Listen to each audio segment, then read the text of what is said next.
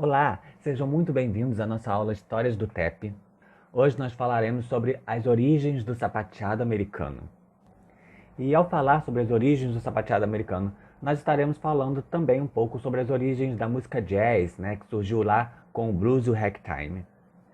E ao falar da música jazz, nós estaremos automaticamente também falando sobre a história da cultura afro-americana, ou seja, a história da cultura norte-americana de forma geral.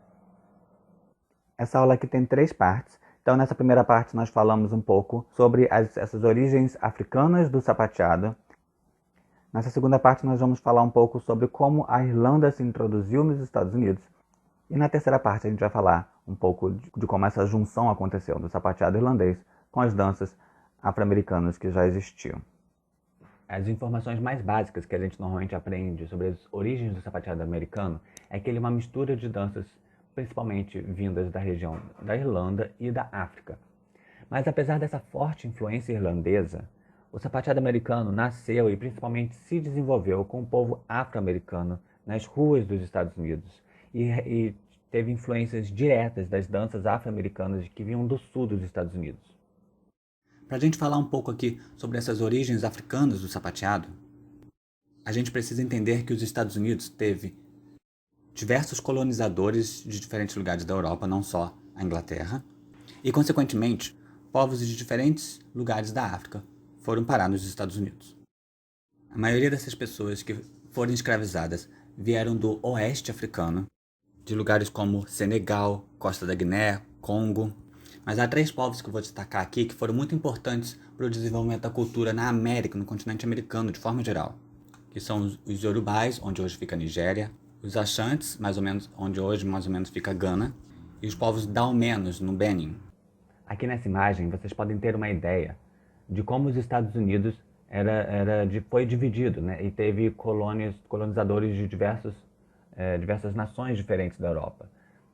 Nesse mapa daqui vocês podem ter uma ideia, nessa região marrom, são as regiões dos 13 territórios originais dos Estados Unidos, que antes tinha sido colônia britânica. A região aí mais ao sul, mais ao oeste, foi maior parte do tempo colônia espanhola. E temos aí a região de Louisiana, que é essa região aí no meio, que começa fininho ali perto do oceano do Golfo do México e vai crescendo até o norte dos Estados Unidos. Essa região foi, durante boa parte do tempo, colônia francesa. A maior parte do século XVIII, Louisiana foi de possessão francesa. Em 1764, passou a pertencer ao governo espanhol, e depois de 36 anos de governo espanhol, Napoleão toma as terras de volta em 1800. Em 1803, o território de Louisiana é vendido para os Estados Unidos. Então vocês podem ter uma ideia que aí mesmo local, como o estado de Louisiana, teve colonizadores diferentes. E cada um desses colonizadores traziam africanos para serem escravizados, vindos de diferentes regiões da África. Então houve uma mistura muito grande, tanto de povos europeus quanto de povos africanos. E a cidade de Nova Orleans tem uma importância muito grande, porque depois era a principal cidade do estado de Louisiana, que ficava no litoral. Então a cidade de Nova Orleans era a maior cidade do estado de Louisiana, uma das maiores cidades dos Estados Unidos inteiro, com um dos maiores portos dos Estados Unidos, e era nessa cidade onde chegavam a maioria das mercadorias e a maioria dos africanos que iam ser escravizados nos Estados Unidos. Nova Orleans, então, era a 4ª maior cidade dos Estados Unidos, com os maiores portos dos Estados Unidos, tinha a maior população afro-americana. Essa cidade era uma cidade cosmopolita, poliglota, multicultural e muito grande, importante economicamente. E como Nova Orleans foi de possessão francesa durante muito tempo, muitos dos africanos escravizados que chegavam lá eram de origem dalmena, aquela região lá na África que a gente já falou. E além disso, no final do século XIX, houve também a Revolução Haitiana, ali que durou de 1791 a 1804, e foi a única revolução do período colonial onde as pessoas escravizadas conseguiram tomar o poder, se tornando a primeira república governada por pessoas de ascendência africana. Mas por conta então dessa revolução, muitos senhores, donos de fazendas, brancos, ricos, que viviam no Haiti, durante a revolução fugiram, e muitos fugiram com os seus escravizados, principalmente aí para a cidade de Nova Orleans, pois era a cidade relativamente perto do Haiti e também era a cidade que havia sido colônia francesa, assim como o Haiti. Isso fez com que mais africanos, descendentes de africanos de origem daomena, chegassem em Nova Orleans. Por isso que Nova Orleans teve uma presença muito grande desse povo daomeno. E a cultura desse povo daomeno foi muito presente no surgimento do jazz e também no surgimento da religião do voodoo, que era bastante presente tanto em Nova Orleans quanto no Haiti. Vou falar agora então sobre o Ato Negro de 1740. Em 1739, aconteceu na Carolina do Sul a maior rebelião da história das colônias britânicas. Para tentar então reprimir novas rebeliões, em 1740 foi instituído então o Ato Negro de 1740, com diversas proibições. E uma dessas proibições foi a proibição do uso de instrumentos musicais pelos escravizados. Isso porque os donos de fazenda acreditavam que as rebeliões tinham sido organizadas através do som dos instrumentos musicais de percussão utilizados pelos escravizados. E a partir dessa data, então, os africanos escravizados foram proibidos de utilizar instrumentos musicais. Essa proibição acabou se espalhando por todos os Estados Unidos e durou até o fim da escravidão lá em 1865. Ou seja, por mais de um século, os africanos escravizados dos Estados Unidos não puderam utilizar instrumentos musicais. E isso fez então com que houvesse um desenvolvimento maior na música feita com percussão corporal, com batidas de palmas e batidas de pés no chão. As 3 regiões de todo o continente americano que mais receberam africanos escravizados foi a região sul dos Estados Unidos, a região do Caribe, na América Central, e o Brasil. Pois essas eram as regiões com solos mais férteis, então tinham mais fazendas e, consequentemente, tinha mais mão de obra escrava. Mas não coincidentemente, essas 3 regiões foram as 3 regiões cuja música e a dança foram muito desenvolvidas e muito difundidas no resto do mundo até hoje. Dentre diversos estilos, temos exemplos aí do Brasil com o samba, ou o Caribe com a música reggae, Estados Unidos com a música jazz. Entre diversos outros estilos, temos alguns desses exemplos que são músicas que se tornaram bastante influentes também para o resto do mundo. E isso se deve principalmente a essa grande presença africana nessas 3 regiões. Há uma certa semelhança entre a música brasileira e caribenha, que se diferencia da música estadunidense, que é justamente o uso de instrumentos musicais de origem africana. Aqui no Brasil nós temos muito presença de instrumentos como o atabaque, xequerê, agogô, mas nos Estados Unidos isso não acontece. A música jazz ela se utiliza principalmente de instrumentos de origem europeia, né? Como os instrumentos de sopro, de metais, o trompete, e posteriormente tem o piano, baixo, bateria. E isso se deve por conta do Ato Negro de 1740. O ritmo é um elemento muito importante na música africana, se tornou bastante presente na música do continente americano, na música brasileira, música caribenha e também na música americana. Por isso, os instrumentos de percussão de origem africana são tão presentes aqui na música brasileira e caribenha. Mas, por conta do ato de 1740, esse elemento, o ritmo, acabou sendo mais desenvolvido na percussão corporal e nas batidas de palmas, nas batidas de pés no chão, que fez com que, posteriormente, viesse a surgir, então, o sapateado americano. Bem, como eu havia falado, o sapateado americano nasceu basicamente junto com a música jazz. O jazz é esse estilo de música tão marcante na cultura americana que nasceu lá em Nova Orleans. Ele veio do blues e do ragtime, que por sua vez tem influências nas religiões ali que passaram por ali pelos Estados Unidos, como a religião católica trazida pelos colonizadores latinos, a religião protestante, as religiões de matriz africana, como o voodoo, misturado com os ritmos trazidos pelos africanos, a canção de trabalho, as marchas de fanfarra. As marchas de fanfarra eram comuns lá no estado de Louisiana e foram daí que os instrumentos europeus acabaram sendo introduzidos na música jazz lá em Nova Orleans. E junto com essa música que estava se desenvolvendo, se desenvolvia também as danças. Vou falar agora então um pouco sobre algumas das principais danças afro-americanas que foram percussoras não só do sapateado, como também das danças swings do jazz. Nós temos, por exemplo, os ring shoots, que era uma dança muito utilizada principalmente em ritos religiosos, influenciou muito a música gospel que viria a nascer, junto com a canção de trabalho, influenciou a música gospel. Nos ringshoots era muito comum eles dançarem em círculos, havia muita batida de palmas, muitas batidas de pés no chão. Nós temos a Juba Dance. A Juba Dance, então, era uma dança afro-americana com um elemento rítmico muito forte, muito presente. Era muito comum também as batidas de pés no chão, batidas de palma, batidas no corpo. A dança era feita também em círculos e havia muito forte os desafios e competições. Um dos principais dançarinos dos Estados Unidos do século XIX é justamente uma pessoa chamada Master Juba. Tem uma grande importância aí na história do sapateado. E o nome dele, Master Juba, vem principalmente por conta da dança Juba. Nós temos também a dança chamada Cakewalk, que foi uma dança que nasceu nas fazendas do sul dos Estados Unidos, onde os afro-americanos escravizados dançavam imitando e satirizando a dança e o estilo da aristocracia branca. Mas os senhores de fazendas gostavam de assistir os seus escravos dançando, e eles muitas vezes faziam competições para decidir qual era o melhor dançarino. O melhor dançarino então ganhava um bolo de presente, daí vem o nome Cakewalk. E temos também a dança Buck and Wing, que talvez seja a dança mais perto aí do sapateado, do tap dance, que viria surgindo no início do século XX. Tanto é que Bill Bojangles, que foi uma das pessoas mais importantes para a história do sapateado, tanto é que o Dia Internacional do Sapateado é em homenagem ao Bill Bojangles, ele se dizia um buck dancer.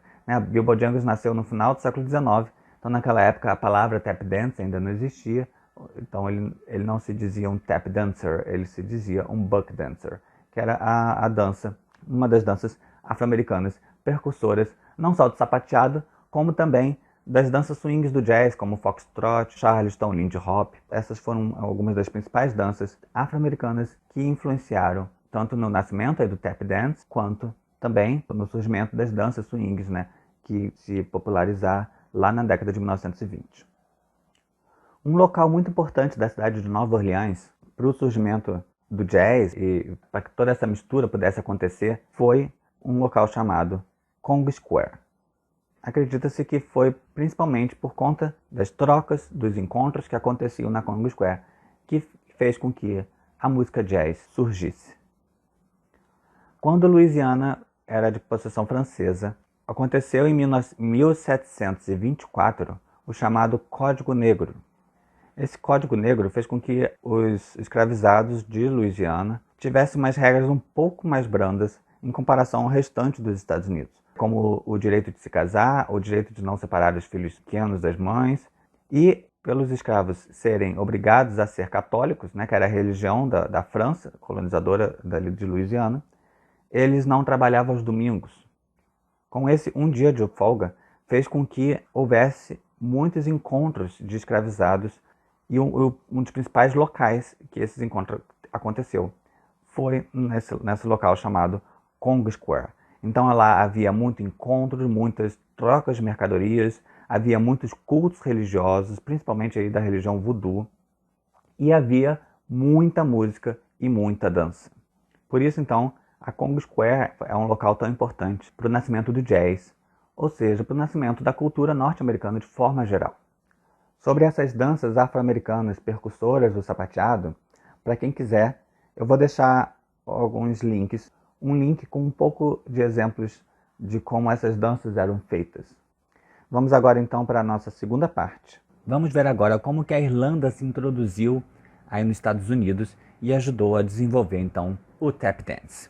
Bem, as danças irlandesas têm séculos de existência, elas surgiram muito antes dos primeiros registros escritos que a gente tem conhecimento sobre as danças. Há diversos estilos de danças irlandesas. Alguns dos principais ritmos de danças irlandesas que foram influentes para o sapateado americano, o Irish Jig, Rompipe, a dança Reel, a Lancashire Clog, que na verdade é uma dança vinda do norte da Inglaterra. Provavelmente essas danças percussivas irlandesas surgiram com os camponeses irlandeses, que eles usavam sapatos grossos de madeira para se proteger do frio, e foi assim que começaram a surgir então essas danças de esse sapateado, né, irlandês, que depois se misturou com as danças afro-americanas nos Estados Unidos. Para a gente entender como a Irlanda se introduziu nos Estados Unidos, a gente precisa entender que a relação entre a Irlanda e a Inglaterra não era boa. Durante muitos séculos, a Irlanda e a Inglaterra tiveram muitos conflitos religiosos, de posses de terras, muitas guerras. E a Irlanda então se contrastava com um grandioso Império Britânico, que chegou a ser o maior império da humanidade, enquanto que a Irlanda era o país mais pobre da Europa. A população irlandesa então tinha qualidade de vida precária, tinha muita pobreza, uma população de maioria agrícola e precisava pagar altos impostos para a Inglaterra. Chegando ali no século XIX, a Inglaterra taxou os produtos que vinham de fora da Irlanda, como a chamada Lei do Milho. Então os irlandeses não conseguiam comprar comida que vinha de fora, eles tinham que comer apenas o que plantavam. E nessa época, eles plantavam basicamente apenas batatas.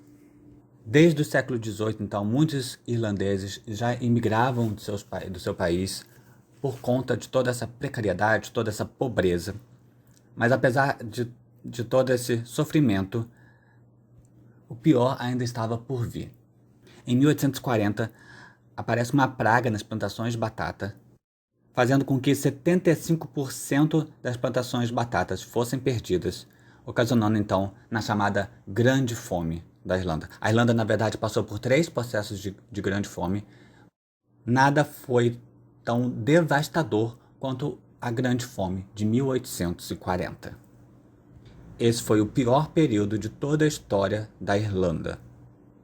Durante a década de 1840, então, milhões de irlandeses morreram de fome e milhões de irlandeses saíram do seu país em busca de uma nova vida, principalmente no nordeste dos Estados Unidos, em cidades como Filadélfia, Boston e Nova York. Por conta disso, então, como eu falei, na verdade, desde o século XVIII, os Estados Unidos já vinham recebendo muitos imigrantes irlandeses, mas na década de 1840, os Estados Unidos recebeu uma quantidade gigantesca de irlandeses que chegavam lá, famintos, desnutridos, para começar a vida do zero. E os irlandeses não foram nada bem recebidos quando chegavam nos Estados Unidos, lá do século XIX. Nova York daquele tempo era uma cidade que tinha muita pobreza e a população culpava os irlandeses por isso, e que tinha também muita criminalidade. E os irlandeses eram as principais pessoas cuja população botava culpa. Era comum, inclusive, nos classificados, quando você ia procurar um emprego em algum lugar, sempre dizia-se, precisa pessoa para função tal, mas irlandês não. Sempre tinha um irlandês não. Então eles não, quando os irlandeses chegaram nos Estados Unidos, eles não foram bem recebidos. Estamos entrando então agora na nossa terceira e última parte, onde nós vamos ver um pouco sobre essa interação dos irlandeses com o povo afro-americano que já existia, que já vivia nos Estados Unidos. Depois da Revolução Americana, com a independência dos Estados Unidos, lá no final do século XVIII, o movimento abolicionista começou a surgir. E em Nova York, no ano de 1799, surge uma lei onde dizia que todo filho de escravo, depois que fizesse 28 anos de idade, seria livre. Então, a partir de 1827, começaram a surgir os primeiros afro-americanos livres. Próximo onde hoje fica o bairro do Little Italy e do Chinatown, em Nova York, existia um local chamado Five Points. Esse lugar é considerado a primeira favela da América e era um dos locais mais pobres do mundo e com um dos maiores índices de criminalidade do mundo. Esse local, na verdade, havia um lago. Esse lago foi aterrado, só que ele acabou sendo mal aterrado, fez com que o local ficasse com um constante mau cheiro. As pessoas que viviam lá saíram de lá, e quem passou a morar nesse local foram justamente as pessoas que não tinham para onde ir, ou seja, principalmente o povo afro-americano e os imigrantes. E nessa época, então, principalmente os imigrantes irlandeses. Meados do século XIX, mais ou menos metade da população de Nova York ou era de afro-americanos ou era irlandês, e mais da metade da população de Five Points era de imigrantes irlandeses. O Five Points, então, em Nova York, foi um dos principais locais onde esse encontro, essa mistura das danças irlandesas com as danças afro-americanas puderam acontecer. Esse quadro que vocês estão vendo aí é um quadro de 1827 de Five Points, feita pelo pintor George Catlin. Através dele a gente pode perceber um pouco como que os nativos americanos de Nova York enxergavam as pessoas que moravam em Five Points. Então, vocês podem ver que eles enxergavam como um local sujo, muito cheio, com muitas brigas. Era um local que tinha um alto índice de criminalidade. Vocês podem ver aí a presença de muitos afro-americanos.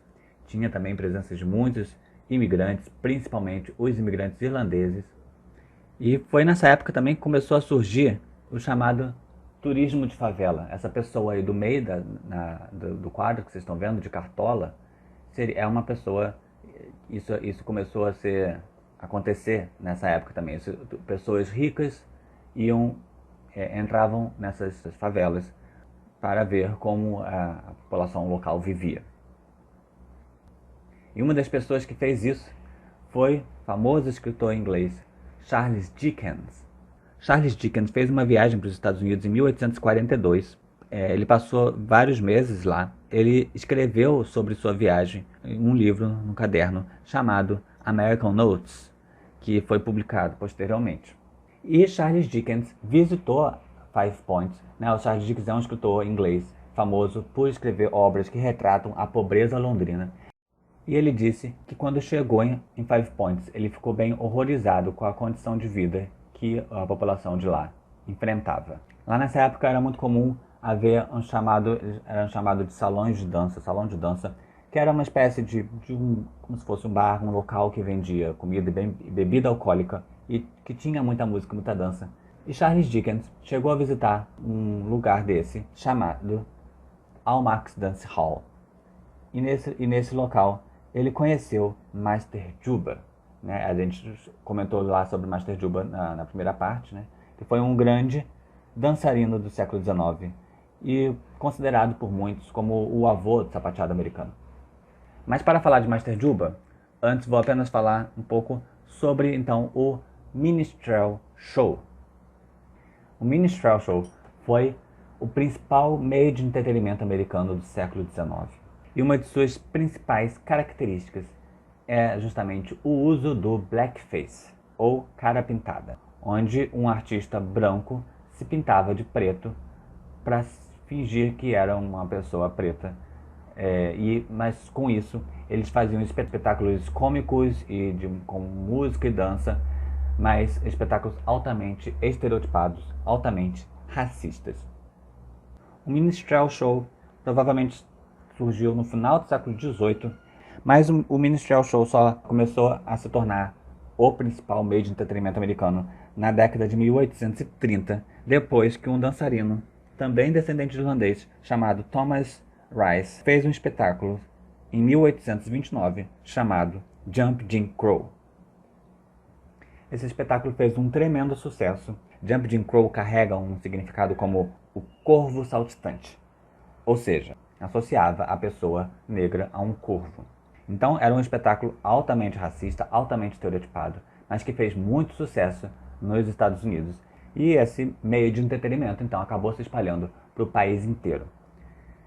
Mas o que acontece é que, apesar dessa associação debochada que os artistas brancos faziam com as pessoas pretas, isso fez com que houvesse um olhar, um certo interesse, mesmo que sendo de deboche, fez com que houvesse essa integração e essa mistura da música e da dança, tanto da população afro-americana quanto da população branca, especialmente aí a população irlandesa. Então era bem comum haver irlandeses nos espetáculos de Minstrel Show.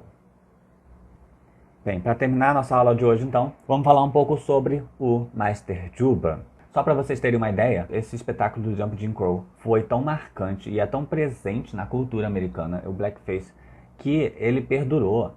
O blackface não sumiu quando o Minstrel Show deu lugar ao vaudeville, lá na virada do século XIX para o século XX. O blackface foi utilizado até a metade do século XX. Ele só começou a cair em desuso na década de 50 do século XX, com o crescimento dos movimentos negros que veio a culminar lá na década de 60 com Martin Luther King.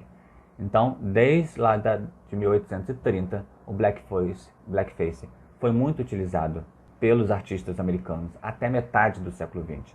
E esse espetáculo, Jump Jim Crow, foi tão marcante na cultura americana que, inclusive, é o nome informal da lei segregacionista que surgiu no final do século XIX e que perdurou até a década de 60 do século XX.